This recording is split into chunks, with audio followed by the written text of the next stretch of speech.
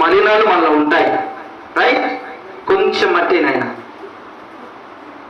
చాలు, కొద్దిగా మట్టి అయిపోయింది, ఏం కాదు. మనం చేసే పాపం ఎక్కడ దాకా ఉంటుంది? కొద్దిగా మట్టి అయిపోయింది, ఏం కాదు ఏం కాదు కానీ అంటాం. ప్రార్థన మానుకుంటాం ఒకరోజు, రైతులా ఒకరోజు మానుకుంటాం. మళ్ళీ వెళ్ళి మరుసటి రోజు పాస్టర్ గారు అరిస్తేనో తిరిస్తేనో పక్కించామో అది ఏదో జరిగి మొత్తం ప్రార్థనకి వెళ్తాం, మళ్ళీ ప్రార్థన చేస్తాం. ఓకే రైట్, ఆ బకెట్లో నీళ్ళు గ్లాసులో తీసుకో, దాంట్లో పోయి ఇది మీరు చేసే ప్రార్థన. ఫుల్ పోయి గ్లాస్ మొత్తం పోయి నీళ్ళని మొత్తం పోయి కారిపోవాలి, బకెట్లో పడి పోయి అలాగే పోయి మొత్తం పోయి పోస్తూనే ఉంటారు. ఇది మీరు చేసే ప్రార్థన. మొత్తం మట్టి ఎంత పోయిందా, కొంత పోయిందా? బాగా చూడాలి, మట్టి ఎంత పోయిందా, కొంత పోయిందా? ఏమా కొంచెం పోయింది.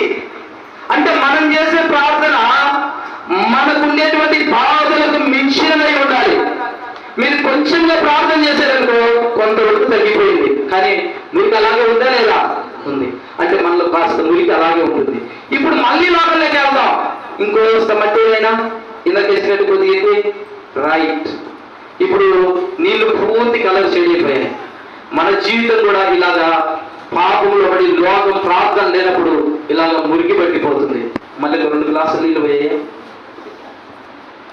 మొత్తం పోయాలి, రైట్. ఇది నువ్వు కష్టాలను బట్టి వేదనలు బట్టి చేసిన ప్రార్థన.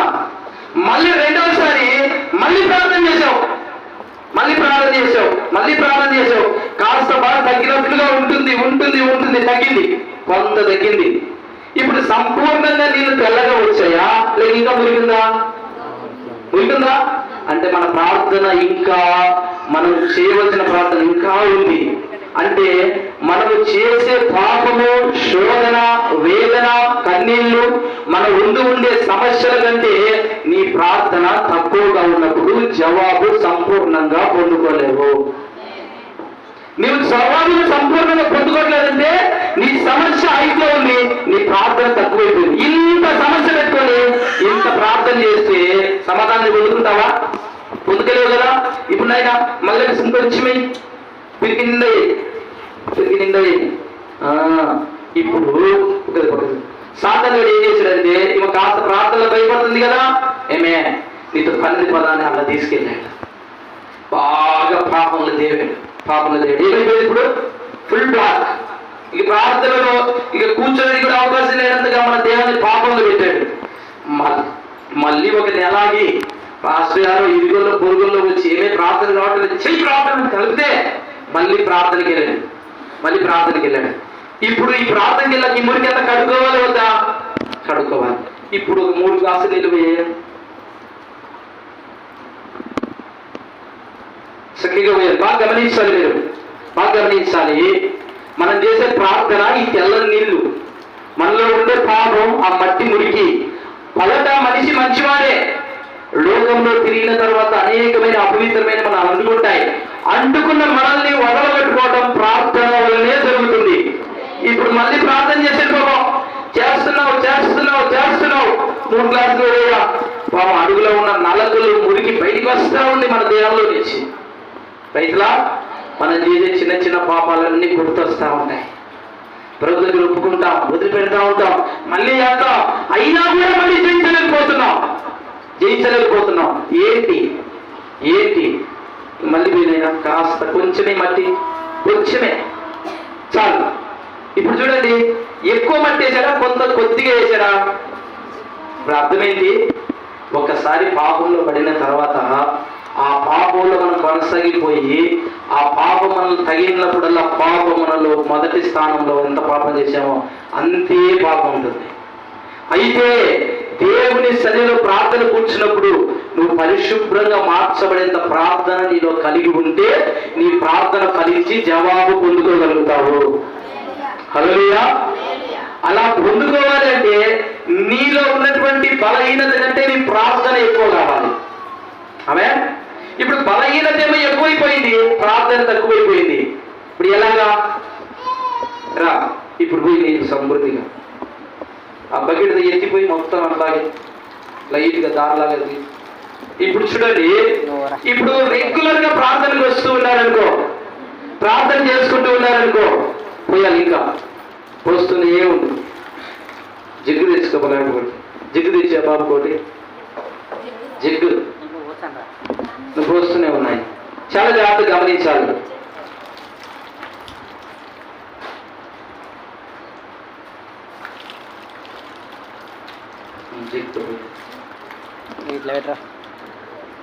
పూర్తిగా వైట్ వచ్చేంత వరకు పోయాలి.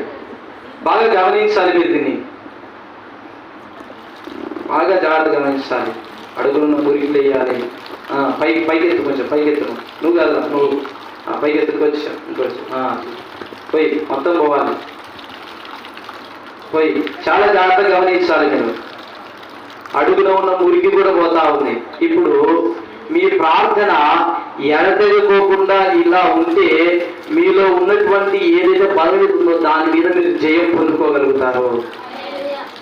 ఎప్పుడైతే ఈ లోపల ఉన్న మురికి మాత్రం కాస్త ఎగబెట్టుకొని అలాగే ఉన్నామనుకో, మన జీవితం అలాగే ఉంటుంది. చూడండి, పూల సేవది వస్తుంది, పోయాలి. పైకి ఎత్తాలి. ఇంకో బకెట్ తీసుకురాబోయే ఆయన, త్వరగా రావాలి. అడుగు నుంచి రావాలి మొత్తం.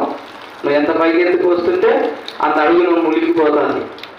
అదే రీతిగా నువ్వు ఎన్ని గంటలు మోకరించి ప్రార్థన చేయగలిగితే నువ్వు దేన్నైతే పొందుకోలేవో దాన్ని తిరిగి నువ్వు పొందుకొని జీవితాన్ని జీవించగలుగుతావు. ఆమేన్. అన్నా మేము ప్రార్థన చేస్తున్నాం, బాగలేదన్నా, ఎలాగా? రండి, పోయి ఇంకా పోయాలి. అడుగుతుంది అంతా పోవాలి. అలా పోయాలి. ఫుల్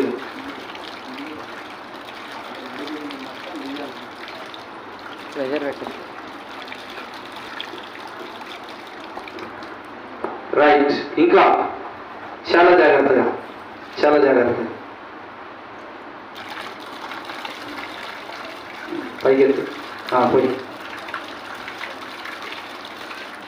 పైకెత్తి పోయి మేము పట్టుకుంటాం. పైకెత్తి పోయి పైనుంచి ఇంకా స్పీడ్ పోయి. చూడండి, చాలా జాగ్రత్తగా గమనించాలి. ఇంకా స్పీడ్ ఫుల్గా ఫుల్గా. రైట్. ఇంకా గమనించండి, బాగా జాగ్రత్తగా గమనించాలి. ఇంకా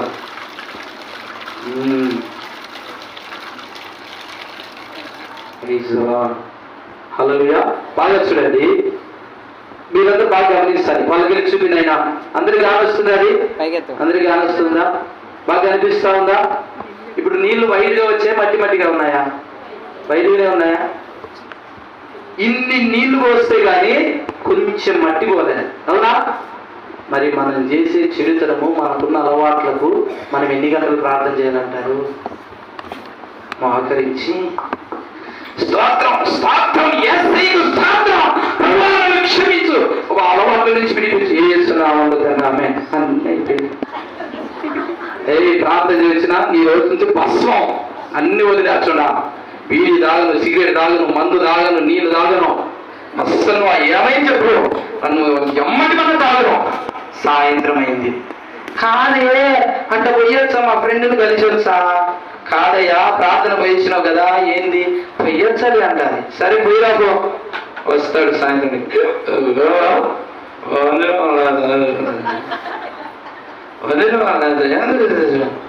ఏంది పొద్దున ఏందో తీర్మానం చేసివే?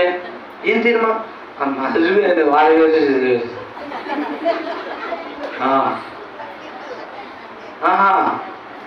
ఏమైంది? తీర్మానం బలం చేశాడు కదా, ప్రార్థన చేసుకున్నాడు కదా, ఏమైంది? మనం చేసిన పాపం మనలో నుంచి, మనలో ఉన్న బలహీనత మనలోంచి పారిపోయేంతగా మన ప్రార్థన ఉండాలి. ఆ ప్రార్థన లేకపోవటాన్ని బట్టే మనం దేవుని సన్నిధిలో నిశ్చయముగా నిలబడలేకపోతున్నాం. మనలో ఉన్నటువంటి మలినం అధికమైపోతా ఉంది, ప్రార్థన కొద్దిగైపోతా ఉంది. మనలో ఉన్నటువంటి లోక సంబంధమైనటువంటి ఆ యొక్క మనలో ఉన్నటువంటి అప్పుల వల్ల ఎక్కువ, ఇరుకులు ఎక్కువ, ఇబ్బందులు ఎక్కువ, సమస్యలు ఎక్కువ, శోధనలు ఎక్కువైపోతా ఉన్నాయి. ప్రార్థన మాత్రం కొద్దిగైపోతా ఉంది.